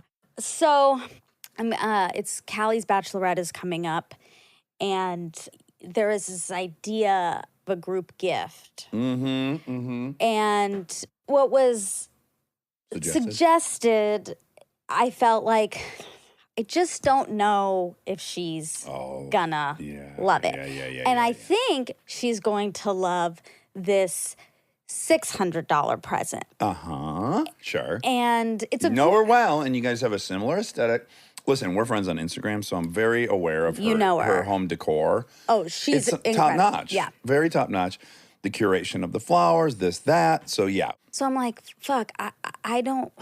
I mean, look, what they suggested was great. Yeah. Like, it was beautiful and great and lovely. But I'm like, but it's a group gift. And I think she might wear that one day and not wear that again. And I'd like to get her something I think she's definitely going to wear again, even though it's really, really, really, really expensive. This is a group gift. This is the opportunity to do it. But hold on, the $600 is really, really expensive? Not for a group gift. So I thought the $600 was the cheaper gift. Yes, I did too. Again, guys, you're going to go like, bullshit. In my group, yes, that's right. That's right. But Callie does well for herself, so she can go get herself something. So that needs to be brought into the equation. And you do quite well for yourself. So all these things are relevant. they're all relevant. And I understand not everyone wants to put in $50 or $75 or whatever. Right. I get that. Like, So throw in $10. so that's what I said. But now you can't because we talked about it. No, so I said I tried this. I already tried this. So I sent the picture. I said, I think she'd really love this. I'll buy them. And then everyone just pay what they would pay for the group gift. Yeah, Like, yeah. I felt kind of weird saying that, but also I was like, fuck this. Like, exactly what you said. Callie can she could buy this on her own. Yeah. But it's also they're too much for pajamas, so she won't buy them on her own. Right. So this is why. Perfect time for a gift. Exactly. Can I advise you? Sure. Do whatever group gift they suggest, and then buy her those pajamas. That's exactly what I did. Great. But you're in the position that I'm in regularly, and then I think I get some criticism for it, which is like, it's a very tricky situation. You don't want too much sway over your group. Of course. Okay. Of course. But then you're in another position, which is just like, I will say, hey, I'm going to Austin, which is I'm going to do. Yeah. If anyone wants to join, I'm happy to get some houses. Yeah. Yeah. And that may come up for me 3-4 times a year where like, I'm going to Austin, I'm going to Miami, I'm going to here. Anyone who wants to join can. But now, net total at the end of the year, people took 3 of their 4 vacations where I wanted to go. It's tricky. Yeah. I get it. The truth is, I want her to have this nice thing. Yeah. And they want her to have a nice thing too. Like it's not, and so that's fine. So I bought them and I will give them to her separately. Kelly, you're getting pajamas. She doesn't I hope listen you to don't- this Well, show. no, I know she doesn't. She doesn't follow me on Instagram. She doesn't listen to the show. She made her position very clear. Yeah. But I think I'm working her back to over here. Okay, that's Slowly, good. yeah. I have dinner with her tonight. With this so new friendship. Hit her from the left, I'll hit her from the right. Okay. But certainly she must have a friend that listens to this show. But I guess that friend would be a real jerk if they tried to spoil her pajamas. So you're not worried? I'm gonna text her. I'm getting her the pajamas. Just Okay, to before nip it it in comes the out. bud. Okay, great. Yeah. Oh, man, this is a... What do they call these problems? Stupid, Stupid. unnecessary, and dumb. Private plane problem. First world problem. First world problem. They are, yeah. But I've been hearing a new one recently that I kind of like. Champagne problems. Champagne problems for Yeah, sure. Big time champagne problem. We'll probably have champagne at the bachelorette, so that's a ding, ding, ding. Yeah, CP. Yeah. I'm excited to give her those. They're silk.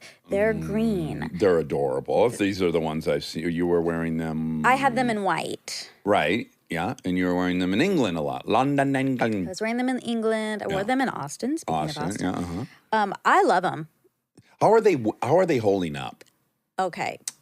Great, except they were washed in the laundry. In the famous debacle. That's right. In Laundrygate. In Laundrygate 2021. But it's fine because You like them tight. You wanted them Like to be 'em skin sexier anyways. tight. Yeah. You wanted lycra silk Silk. anyways. Look, they're no longer pajamas, but they are a great cycling outfit. yeah, sure, they've become workout pants. No, what happened to them? No, they actually kept intact. They're just not as soft as they were, which is a bummer. Yeah. It's going to be years before we get over Laundrygate. We'll be feeling the ripple effects for a long time. We really will. It'll just take lots of time. This might even rear its head in some interesting romantic outcome. Oh, I You know what hope I'm saying? so. Like there might end up being some kind of story where some romantic thing, then you hop in those things, and then that person concluded that you were wearing fake silk, which is like kind of a revelation to them. And it may lead to either a proposal or a rejection. Oh, fuck. Well, yeah. I have a feeling where that's going to go. But speaking of that, Rob, you're going to be mad. You're going to be mad. So Monica's been naughty. some people have been going through the applications Oh, okay. before me. Oh, right. Like, I haven't seen any. They're going through them and they're going to narrow some down. Yeah. And 2 people were excited about a person. And I said, I want to know more, but it's cheating to know more. But then we cheated. Oh boy, you already broke your own rules. Oh my gosh. Well, we already have like a favorite? Well, I don't want to it's probably bad to do that because you're not supposed to do that on The Bachelor, have talked before. I mean, I'm not going to talk beforehand, but you're not supposed to do that. It's Right. against the rules. But we broke the rules a little bit. Oh, great. So I love that there's a front runner though. No, so I mean, he might be the pajama guy. Oh, sure. All to say. I watched the pilot of Kadam's and Ricky's new show. How is it? Oh my God. Is it great? Ricky's so good. He's so good. I can't wait to watch it. And I'm just so proud of him, and I'm so proud of Kadam's for telling Yeah. that story. And it's also, I think their express goal with this is called As We See It, and I believe it was an Israeli show prior to it being here on Amazon. Yeah. And again, if you don't know Jason Kidhams, he created Friday Night Lights and Parenthood. And God, so 2 of the best shows I ever. just love him. Yeah. I I was noting that he did Friday Night Lights, which was first a book, then a movie, Yeah. and he wanted to make that a TV show. And then Parenthood again was first a movie, and then he wanted to, and this was first an Israeli show. So I thought that's a confident place to come from. Like I would get in my head about like, oh well, I didn't originate the idea. I'm not going to get all the credit for this. That's true. I probably would too. Yeah, and he doesn't give a fuck, and then he makes these amazing things out of things. He's not cool. hung up on that, which I kind of admire. And then his thing is so specific. Like if anyone says Parenthood, I'm obviously not thinking about the movie. Right, and it's just two completely different things. Yeah. And they're both fantastic things, and he's happy to have been. Well, the movie is not as good as the show. No, the movie's spectacular. The movie's bad and the show's good. No. The movie's one of the great movies. Ron Howard, one of his very best movies. Well, But you weren't in the movie, to my knowledge, I wasn't in the movie. so it's not good. Although, what's weird about the movie? Okay, if I can just say that, have you seen the movie? Yeah, I Because thought you're that not would in be it, the so I case. can't see it. Okay, thank you. What's funny is in the movie, I play basically one of the dads who's kind of a fuck up. That's how you start off in the show a little bit. Yeah, but this guy's more of a fuck really? up. Yeah, he's got a gambling problem. He leaves his kid behind. He's not. So I'm playing that role. But really, in my heart, I'm playing Keanu Reeves. Keanu Reeves in Parenthood is. Keanu Reeves is in Parenthood? Yes, phenomenally so. I did my hair like his. Do you remember?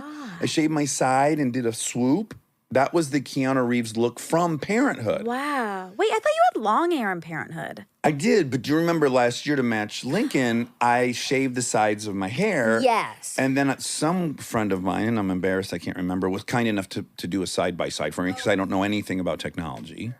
And then I posted it. So that was him in Parenthood. I see. Okay. So in my mind, that I was channeling the spirit of Keanu Reeves, who wanted to be a drag strip racer. Wow. Yeah. And is he represented in the show? No. Okay. He's the boyfriend of one of the lead character's daughters. Oh, okay. Yeah. Cool. Yeah. BTS behind the scenes. Anyways, the whole point of me saying that about As We See It was, what I love about it is you generally get this portrayal of folks on the spectrum that's either saccharine or basically, by my estimation, it's basically just like, you should pity them. Yeah. Which I fucking hate. And this is like, no, we're every fucking thing. We're mean, we're funny, we're inappropriate, Totally. we're fun, we are everything. And so Yeah. what occurred to me is that they do a great job in the show of putting Ricky in these situations. It's in the trailer, it's hysterical. He's playing a game that clearly is very similar to spades. Oh. And he wins the hand, and he's playing with his father and two elderly folks, women.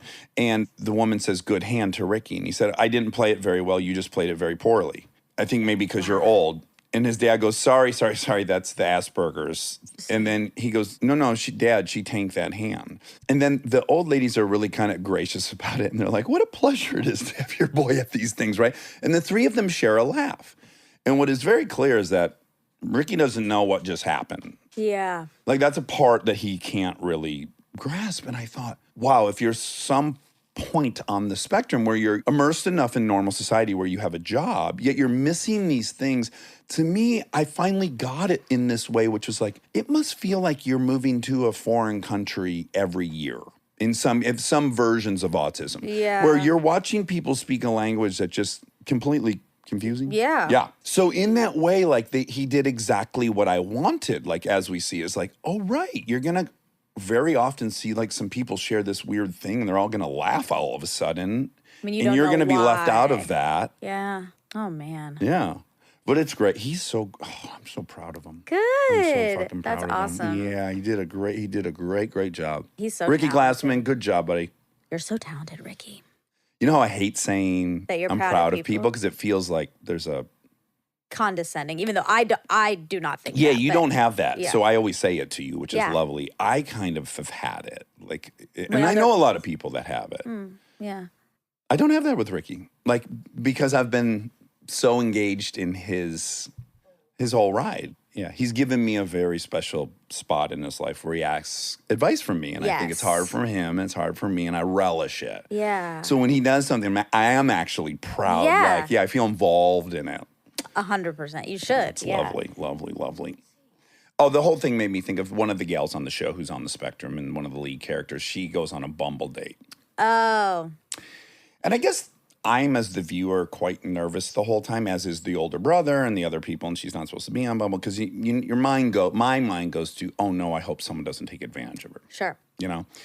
Not the case at all. He shows up and he's so good looking and nice, and then it's just too much for him, as it would be, you know? It's just the reality of, yeah. But it is, again, I just did the self-pity thing of like, oh, it's too much. Sometimes it's just too much for people, and that sucks for them. And it's like, sometimes people who are not on the spectrum are too much for other people not on the spectrum. So it's just, But, again, that's why I love Kadams, is like, he's not taking this bullshit Lifetime movie approach. No shade on Lifetime. They do great content. But that scene would have normally... Like, her own older brother, who's kind of her guardian at this point because the parents are dead, his girlfriend is really upset he won't introduce them. And he's like, look, there can't be an us if I bring her into the situation, because she'll get your number and she'll text you 45 times a day and she'll do it. So it doesn't ignore the reality of the whole thing, which I appreciate.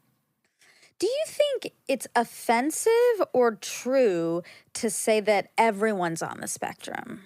Do you think maybe people who are on the spectrum might be like, no, you're not? Yes, I agree. That to me is like everyone's on the dyslexia spectrum or everyone's on the addiction spectrum. It's like, addiction's a pathology, you know, and some things are, for me, at least the ones I'll say are. So you'll hear people say that all the time, like, oh, I'm a little dyslexic when I blank, blank, blank. It doesn't offend me at all, but also you're not a little dyslexic. Right. Yeah, I get that. So we talk about age. He's 35, and it was a little dicey at first because he was almost younger than me, and then we don't like that. We don't like that. He was 35, and then it reminded me to say, I'll be 35 this year. So I put in like a email or whatever to get my eggs frozen. Oh, wonderful. Yes. And you're allowing us to pay for it? No. Why not? No, I'd rather not. Oh, okay. I just want to be like Netflix. I know, I Yeah, understand. I want to have a good policy. And well, fuck it, Rob. If you want to freeze some sperm, you let me know, brother. Thanks. Yeah, because you do. They urge you to freeze it when you get a vasectomy. I didn't do that. I wanted to make it a no. Well, my good friend just had his like botched. His vasectomy? He had a vasectomy and Come then they on. got infected. Ooh. And he had like swollen testicles for 3 months. I would love that. It was like he felt like if someone was clenching them, he said. Wow. Well, I wouldn't like that, but if my testicles got like 2x size for 3 months, I think I would enjoy that visually. Yeah, pain with the visuals. I can handle the pain, I think. I would be willing to have the visual. Yeah, if you just have like, it looks like you have a hot dog sticking out of the top of a pumpkin. That's That's cool. a cool look, isn't it? Very, very novel. Very, Very. Let's add that to the application. Yes, pumpkin balls. Yeah. See, Check yes or no. Diameter of your balls. Okay, the most impacted major in Russia, you said, was government operations. The most common college major in Russia is pedagogical faculties. Pedagogical I faculties. don't know if I'm saying that. Pedagogy, yeah. Yeah, I think that's thinking. Oh my So what does that God. mean? Philosophy? Yeah, probably. Let's see. The method and practice of teaching, especially as an academic subject or theoretical concept. Okay, teaching. Frontline disagrees, but that's fine. Okay. Also, there's another article. What are the most popular college majors in the world? Oh, Which is, economics. well, what do you think U.S. is? I think the most popular is probably. I was always impacted when I was in school. It was, like everyone was trying to be. They go like, "What's your major?" And literally everyone was like, "Fingers crossed." God, what was it? It was like marketing or something. Business and management. Okay. Are the most popular subjects in the U.S. Health-related programs such as nursing are next in line. Psychology and biological and biomedical sciences went almost neck and neck. Ooh. Fifth place belongs to engineering. Oh, that's reassuring. We need lots That of is engineering. reassuring. Yeah. I'm surprised by that, actually. A little bit surprisingly, anthropology and sociology beat computer science and have moved into the top 10. Anthropology has. Do you think that's because of you? Oh God. Might be. I hope so. You never know. I wonder if there's been an uptick in dudes that study it. Because, when I did that commencement speech for the anthropology department, I was looking out and I realized there was virtually no male students graduating. And I mentioned that to one of the professors, and they're like, yeah, anthro's like the heaviest female. I then like snapshotted in my mind. I was like, oh, right. My classes were nearly all young females. Girls. Yeah. Interesting. Oh, my God. Let me just tell you how proud I felt. Ding, ding, ding, pride. Ding, ding, ding, prideful. Ding, ding, ding, power. Lincoln's studying the Chumash Native Americans. They were native to California a lot. That's what we had here in coastal California, the Chumash.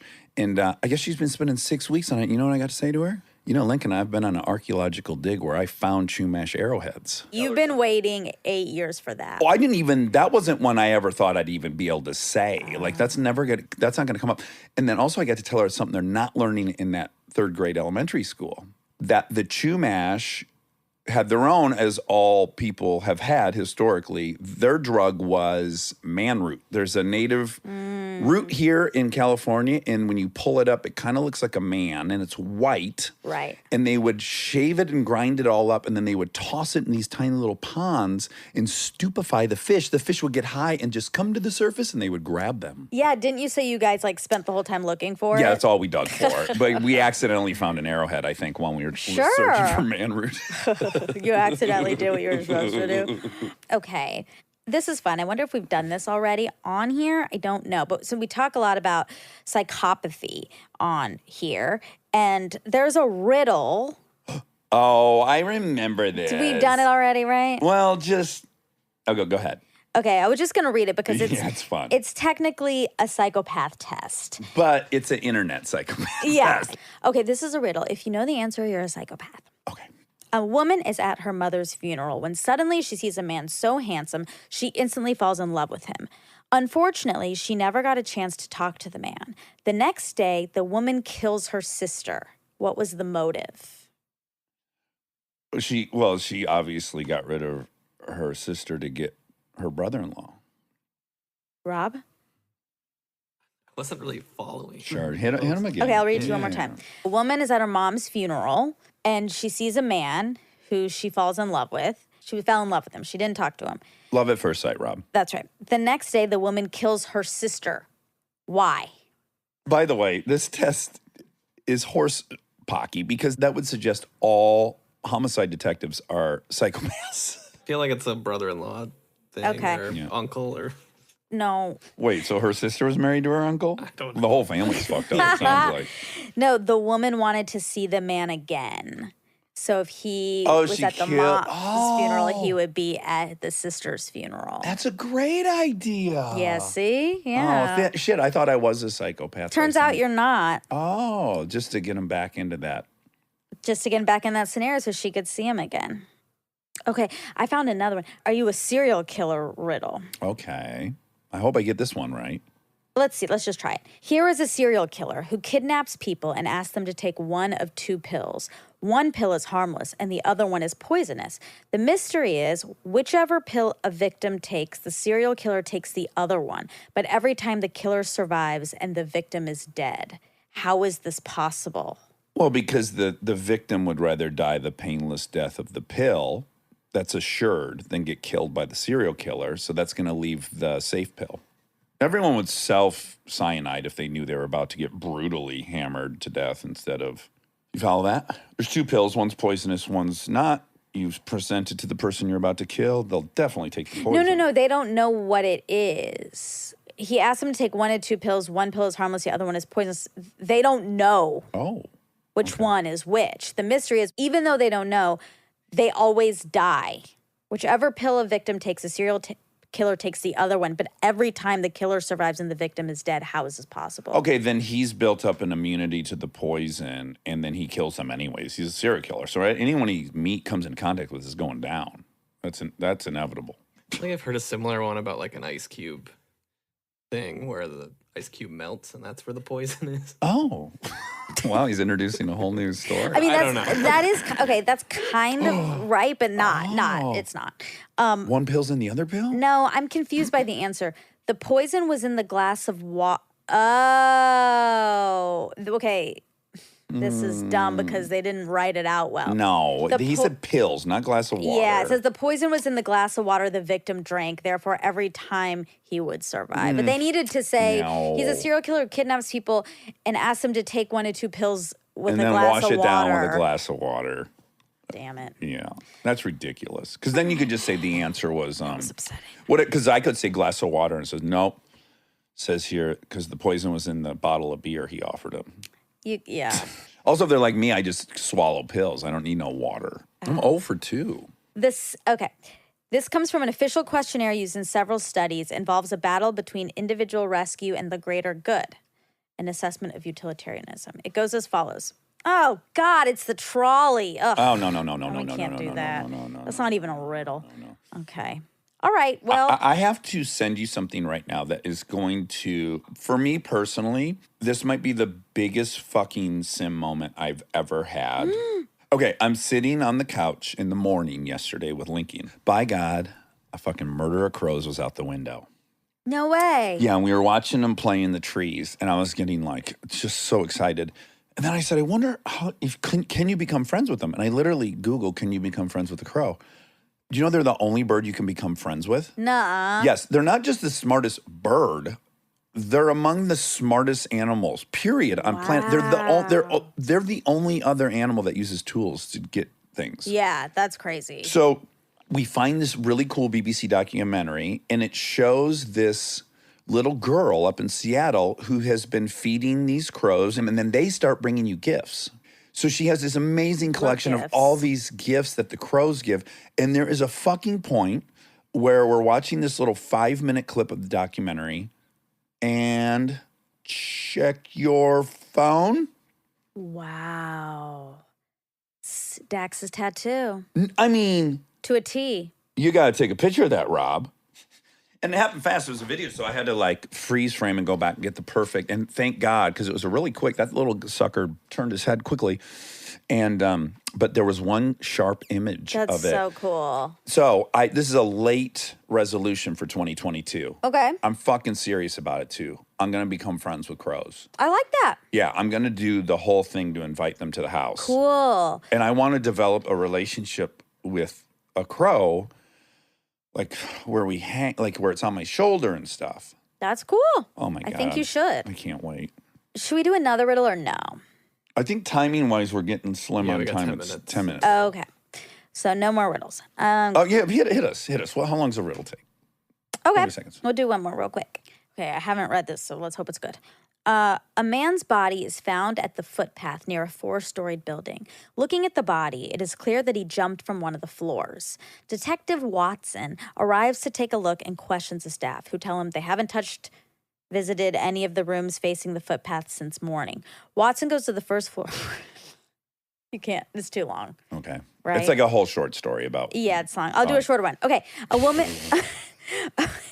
woman invited her friend to her house. She made a dinner of mashed potatoes and chicken nuggets. For dessert, she cut an apple into 2 and offered the friend 1/2 along with whipped cream. She then proceeded to eat her piece of Just the way same too many fucking items in this apple. story. Okay, With go. the same bowl of whipped cream, the friend died of poisoning, but the host survived despite eating from the same apple. How did it happen? Actually, you should get this one because it's similar to the serial killer one from earlier with the water. But they're not mentioning the water. But it's not water, but Oh, wine, champagne, mimosa. no. It's orange juice. No.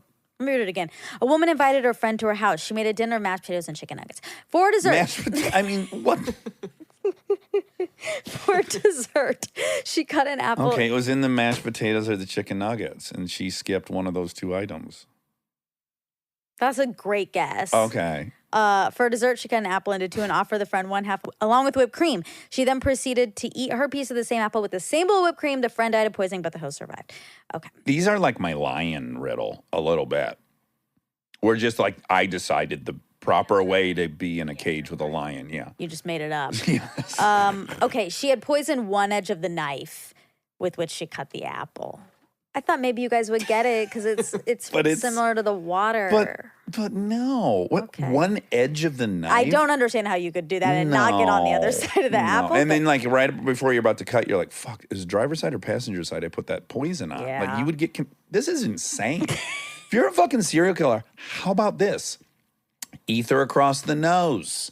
Get them out. Now have some fun. No. Role play. But they like to have like tricks and riddles and. Apparently, these people are like more concerned about being clever. Yeah. Okay, well, all right. Thanks. I That's a appreciate great way to that. point that out. Yeah. You're right. They are artists. They're not trying to just kill to kill. They want it to be like. novel, proprietary, Yeah. and unique. Yeah, that's right. Okay. That makes more sense. We're out of time. Toddlers do kill adults 2 to 3 times a week. That's a sad but true story. 2 to 3 times a week. That's it. And I was going to end on a clip of Obama. I still will. Yeah. Obama talking about aging. Okay. And it is no wonder that people keep pointing out how the presidency has aged me. That's I urged look me. so old, John Boehner's already invited Netanyahu to speak at my funeral. And that's all. All right. So I love everyone. And Love you. that's that.